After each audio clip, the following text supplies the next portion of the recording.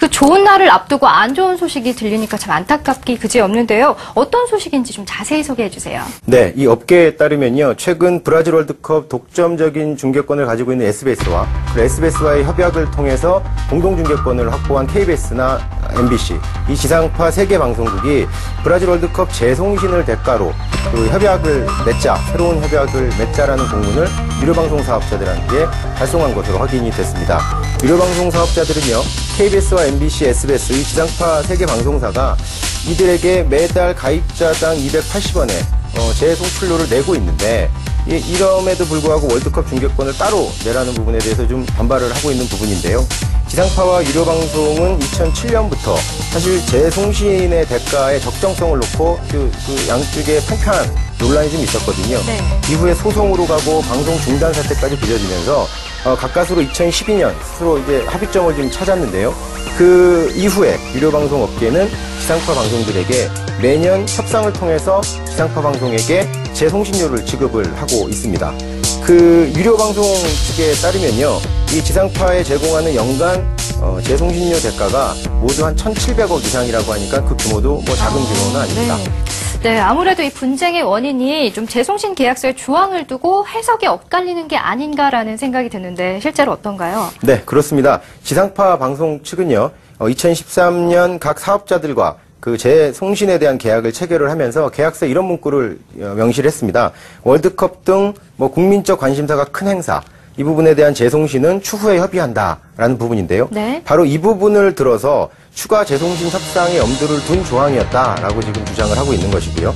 또 외국 방송 사업자가 방송하는 스포츠 관련된 프로그램도 사실 방송법에 따르면 추가 재송출료를 받을 수 있게 이렇게 돼 있거든요. 이 부분도 합당한 근거가 된다라고 지금 주장을 하고 있는 것입니다. 이에 반해서 유료 방송 사업자들은요, 계약서에서 합의한다라는 의미는 이 저작권과 같은 쌍방의 책임에 대한 얘기에 대한 부분이지 재송신 자체를 협상으로 추가하겠다라는 부분은 아니다라는 입장입니다. 재송신의 본질 계약은 당연히 포함된 것일 뿐만 아니라 이 지상파들이 전례 없는 추가 협상을 요청하는 그 의도가 뭔지 모르겠다, 뭐 이렇게 나오고 있는데요. 네. 그 유료 사업자 측은 실제로 지금까지 스포츠 행사를 이유로 별도의 송출료를 요청했던 적이 없고, 그 이런 점도 사실은 지상파가 주장하고 있는, 유료방송 측에 주장하고 있는 이런 주장에 설득력이 좀 잃고 있는 거 아니냐라는 입장입니다. 네. 그 설득력이 떨어진다는 말씀이신 것 같은데, 이 계약 내용에 대한 양측 해석이 좀 엇갈리면서 보편적 시청권이라는 게 쟁점으로 떠오르고 있다고 하더라고요. 근데 이 보편적 시청권이 어떤 의미를 갖는지가 또 궁금합니다. 이 보편적 시청권은요, 2007년 방송법이 개정이 되면서 도입이 됐는데요. 이 방송법에는 국민적 관심이 매우 큰 스포츠 경기대회와 그 밖에 주요 행사 등에 대한 방송을 이 일반 국민이 시청할 수 있는 권리라고 보편적 시청권을 규정을 하고 있습니다. 네. 이 보편적 시청권의 도입 배경은요, 이 유료방송이 스포츠 중계권을 독점하는 일이 벌어지면서 지상파 방송들이 견제책을 마련하면서 시작이 됐습니다. 하지만 이 보편적 시청권이 도입이 된 이후에도 이런 문제는 끊임없이 논란거리로 지금 남아있는 상황입니다. 네. 그 매번 심심치 않게 되풀이되는 이 재송신 분쟁의 대책 마련이 좀 시급해 보이는데요. 그 주무부처인 미래창조과학부 그리고 방송통신위원회 입장은 어떤가요? 네. 지상파 방송들이 광고 수익이 감소하고 있죠. 그리고 새로운 서비스들이, 뉴미디어들이 등장하고 있습니다. 저작권에 대한 인식도 크게 확산되고 있는 중인데요. 이런 것들이 복합적으로 겹쳐지면서 재송신을 둘러싼 문제는 뭐 끊임없이 그 논란거리로 얘기가 나오고 있습니다. 네. 하지만 방송계의 대표적인 현안인 재송신 분쟁에 대해서 방송통신위원회는 사실상 손을 놓고 있는 모양새 아니냐라는 지적인데요. 정부는 지난해 말 내놓은 방송산업 종합계획에서 시청자의 권익이 침해되지 않도록 제도 보완이 필요하다라는 부분을 인정을 하면서 재송신 제도를 개선하겠다라고 밝혔지만 그 이후에 별다른 진척이 없습니다. 이번 건 같은 경우도 미래부와 방통위는 사업자 간의 계약을 지켜보겠다라는 미온적인 입장을 보이고 있습니다. 네, 그동안 WBC라든지 메이저리그 등 주요 스포츠 중계권을 놓고 분쟁이 끊이지 않았었잖아요. 아무래도 이 스포츠 중계권이 가는 가치가 그만큼 좀 크기 때문이 아닌가 싶은데 어떤가요? 네, 그렇습니다. TV를 통해서 스포츠 중계가 송출이 되기 시작한 게 1936년 베를린 올림픽 때부터입니다. 이 메가 스포츠 이벤트에 대한 방송 중계의 가치는요, 이 스포츠가 갖는 독특한 상품성, 예를 들면 사회 촉진의 역할을 한다거나 비예측성에서 오는 감동, 그리고 정서적으로 연결을 동일시한다거나 공공소비재 역할을 좀 한다거나 뭐 이런 것들이 부각이 되면서 글로벌 기업들이 선호하는 글로벌 스포츠 마케팅 툴로서 굉장히 효과적인 툴로 인식이 되고 있고 네. 그러다 보니 그 가치가 천정부지 높아지고 있는 추세입니다. 자, 결국 우리보다 활성화된 스포츠 산업의 선진국에서도요. 너무 상업적으로 중개권이 치우치는 부분들을 경계를 하고 중개권 시장에 대한 시청자 권리를 시청자 위주의 규제로 견제할 수 있도록 하고 있는데요. 우리나라의 가장 인기 있는 프로스포츠가 프로야구를 들 수 있겠는데요. 그 프로야구의 1년 중개권료가 300억 수준입니다. 뭐 이런 부분들을 감안을 한다면 국내 지상파 방송이 마치 돈 되는 글로벌 콘텐츠에만 혈안이 된 듯한 이런 양상으로 뭐 비화될 수 있다는 점은 좀 새겨봐야 될 부분인 것 같고요. 중개권 비즈니스가 스포츠 산업을 지탱하는 가장 핵심적인 중요한 비즈니스 투림은 확실합니다. 하지만 한국의 실정에 맞는 한국형 규제와 그리고 적절한 수준의 수익 모델 마련이 절실해 보이는 상황입니다.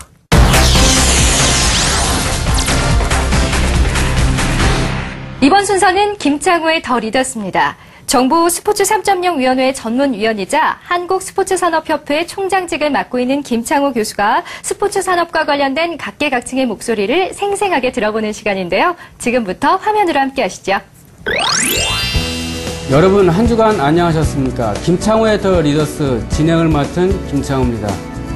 여러분은 스포츠에서 스포츠 라이센싱이라는 단어를 들어보신 적이 있습니까? 라이센싱이란 지식재산권을 소유한 자가 소유권 이전이 아닌 사용권을 타인에게 허락함으로써 경제적 가치가 있는 브랜드명, 상품권, 특허권 등에 대한 각종 자산의 사용을 허락함으로써 그 대가로 로열티를 받는 것을 의미합니다. 오늘 김창호의 더 리더스에서는 우리나라에서 스포츠 라이센싱 산업에 가장 먼저 뛰어든 조이포스 한남희 대표님을 모시고 이야기를 나눠보도록 하겠습니다. 대표님 안녕하십니까? 네, 안녕하십니까?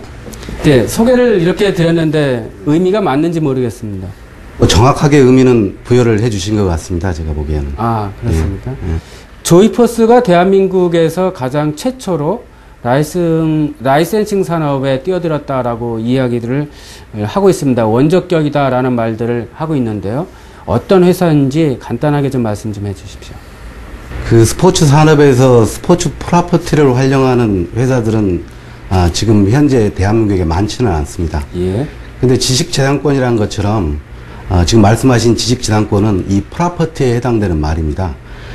프로퍼티는 경기에서 비롯된 지식재산권이라고 말할 수가 있습니다. 예. 그래서 경기가 있지를 않으면 프로퍼티 생산이 어렵다고 볼 수가 있죠, 스포츠에서는. 그래서 이 프로퍼티에 대한 예를 들면 중개권이나 스폰서십, 그리고 라이센싱, 그리고 엔도스먼트 이런 부분들을 우리는 프로퍼티라고 이야기를 하고 있습니다. 그 중에서 그 프로퍼티를 이용해서 마케팅을 하는데 저희 조이포스 같은 경우에는 프로퍼티를 활용한 라이센싱 마케팅 회사라고 할 수가 있겠죠.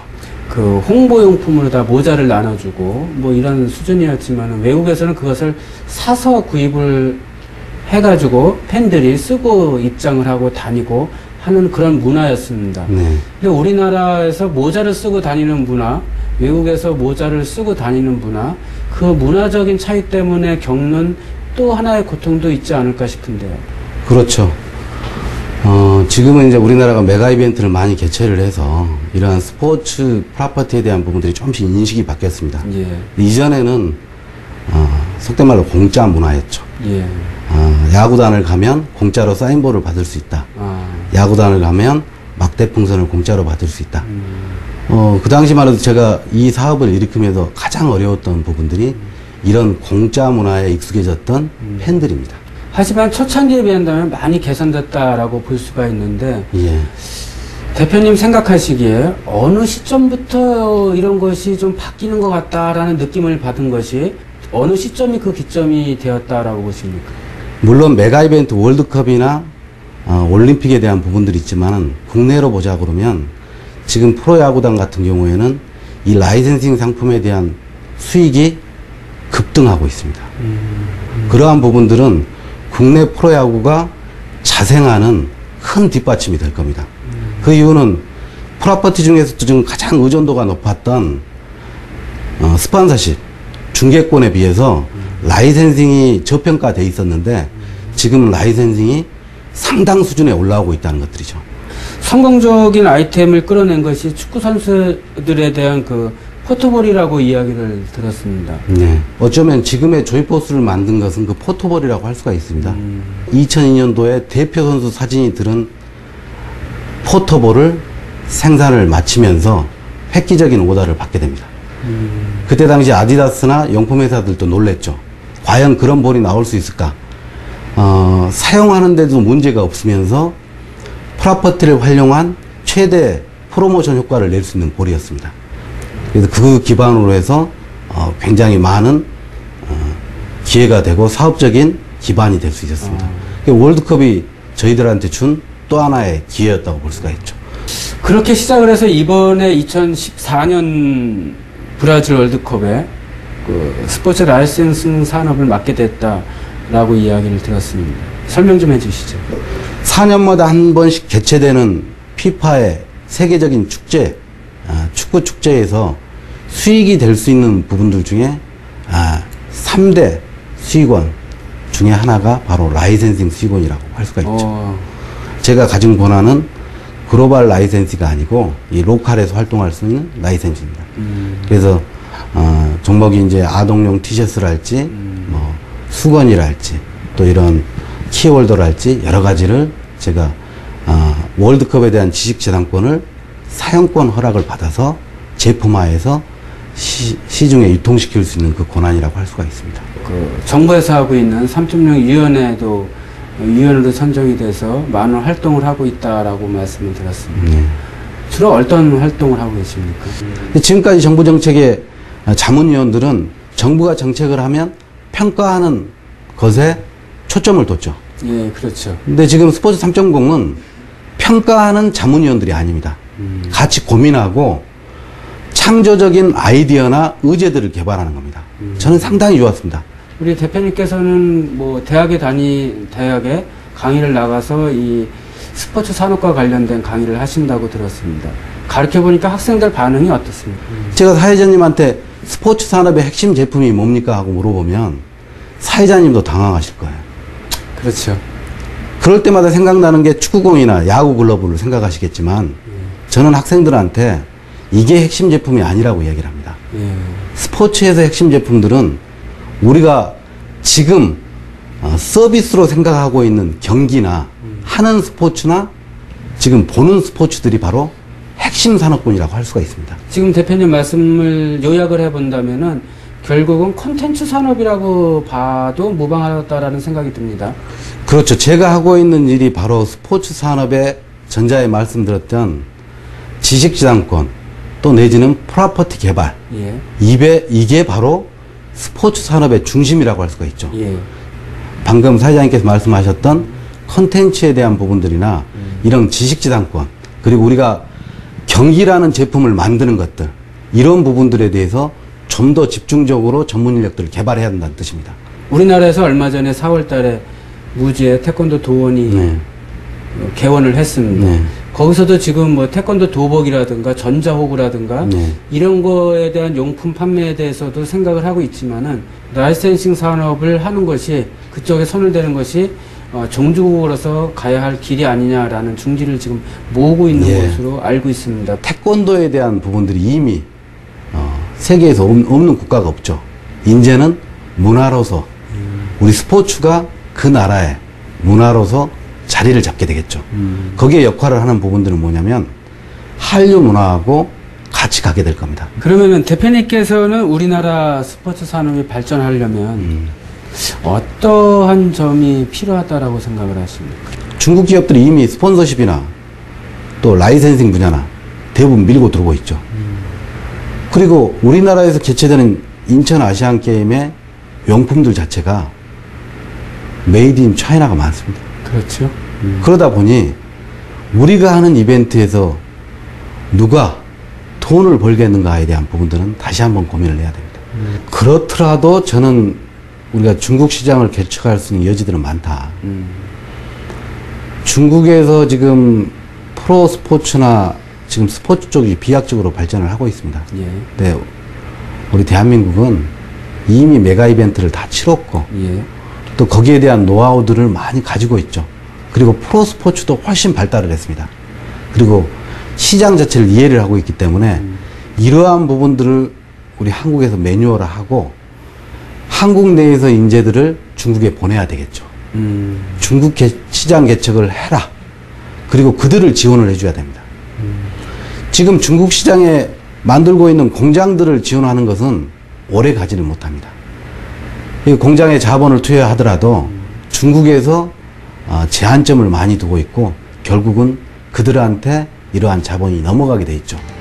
예, 감사합니다. 이렇게 바쁘신 시간 내주셔가지고 장시간 대화를 나눠주셔서 대단히 감사하고 브라질 월드컵에 좋은 성과 있기를 다시 한번 기원드리면서 지금까지 시간 같이 해주셔서 대단히 감사합니다. 감사합니다.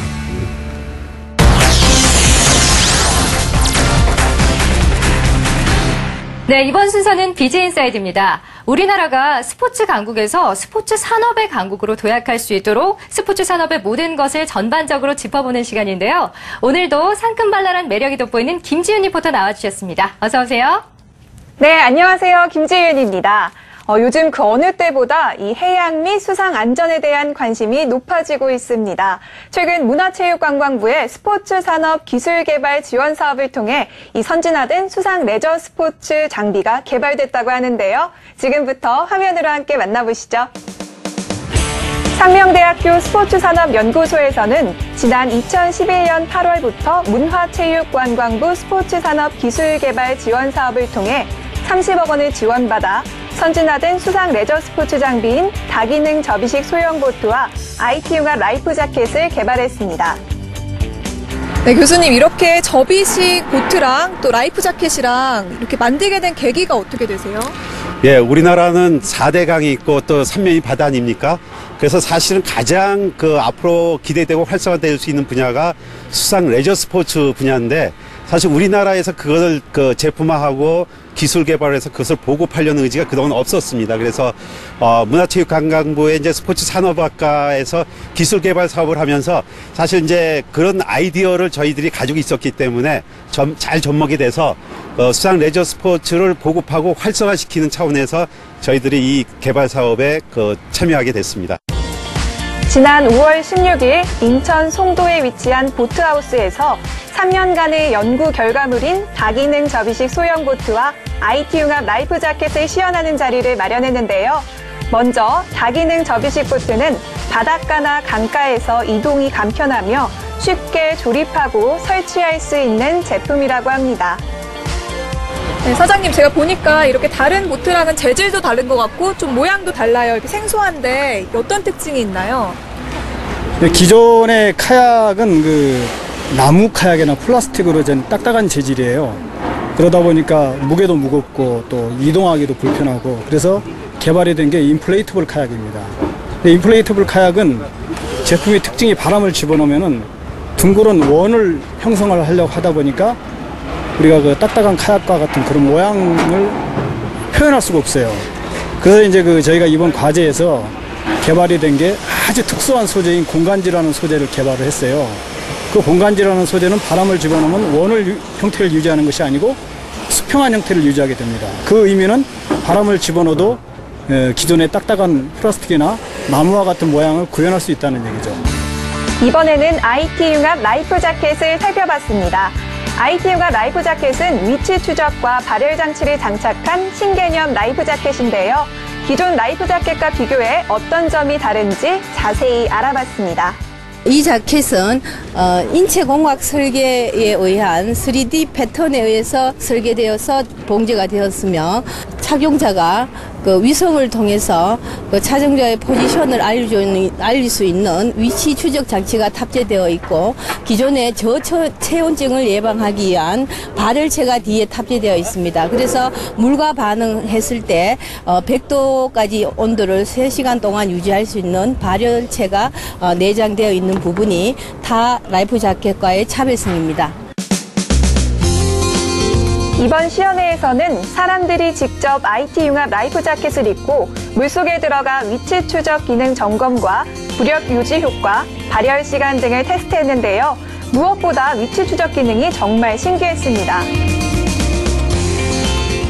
첫 번째 하나는 제품이 꺼져 있다고 하더라도 물 센서가 있어서 자동으로 장비가 켜져가지고 위치 정보를 발신할 수 있게끔 되어 있고요.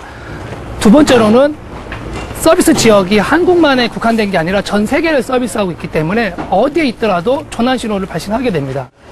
이게 정부에서 어느 정도 지원이 이루어지고 있는데 좀 많이 미흡하거나 좀 부족한 점이 있는 것 같아요. 그러니까 앞으로는 그러면은 어떤 지원이 많이 이루어져 할까요?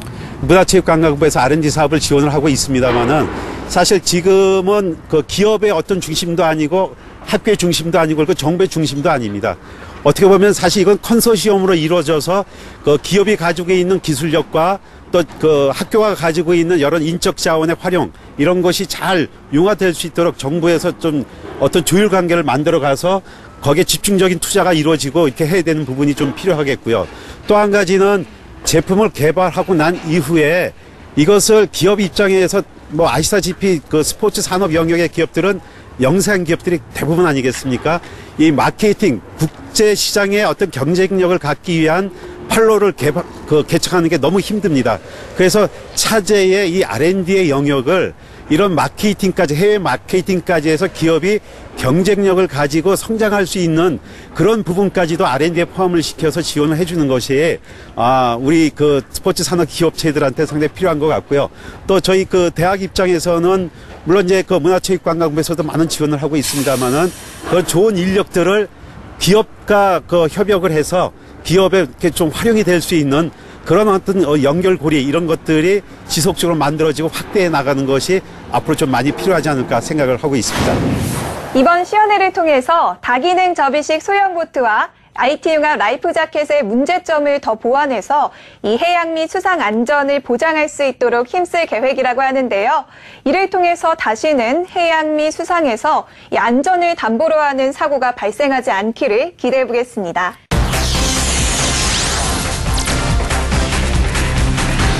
스포츠 산업의 모든 것 머니인 스포츠. 이번 순서는요, 한 주간의 스포츠 산업 관련 단신과 다양한 소식을 전해드리는 헬스앤라이프 시간입니다. 계속해서 김지은 리포터가 소개해 주시죠. 먼저 한 주간의 스포츠 산업 관련 단신을 전해드리도록 하겠습니다. 첫 번째 소식입니다. 지난 23일부터 25일까지 중국 상하이 인터내셔널 서킷에서 2014 CJ 헬로 모바일 슈퍼레이스 챔피언십 2라운드가 펼쳐졌습니다. 지난 2006년 코리아 GT 챔피언십으로 시작한 슈퍼레이스 챔피언십은 국내를 넘어 이제 명실상부 아시아를 대표하는 대회로 인정받고 있는데요. 특히 모터스포츠에 대한 관심이 높은 중국 시장에 적극적으로 진출해서 이 모터스포츠 한류 바람을 이끌고 있다는 평가를 받고 있습니다. 특히 이번 대회는 2014년 8월 24일 한중 국교수교일을 맞아서 한국에서 열리는 한중 모터스포츠 페스티벌의 전초전 성격으로 더욱 주목을 받았는데요. 3일 동안 총 24,000명의 현지 관람객이 찾아왔고 또 국내외 유명 기업들이 이벤트를 통해서 중국의 모터스포츠 팬들의 발길을 잡았습니다.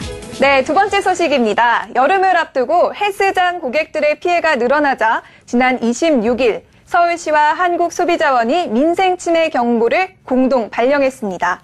한국소비자원에 따르면 지난 1월에서 4월 서울에서 발생한 체력 단련장 관련 소비자 피해는 총 159건으로 지난해 같은 기간에 비해 약 17%가 늘었다고 하는데요. 회원권 중도 해지 및 환불 요구 시 업체가 이를 거부하는 계약 해제, 해지 거절이 90.6%로 피해 유형의 대부분을 차지했습니다. 서울시와 한국소비자원은 피해 방지를 위해서 이 장기 계약을 할 때는 신중하게 하고 또 사업자에게 중도 계약 해지를 요구할 때는 내용 증명을 우편으로 발송하거나 통화 기록으로 남겨야 한다고 발표했는데요. 피해를 입은 경우에는 한국소비자상담센터 1372로 전화하거나 한국소비자원에 피해 구제를 요청하면 됩니다.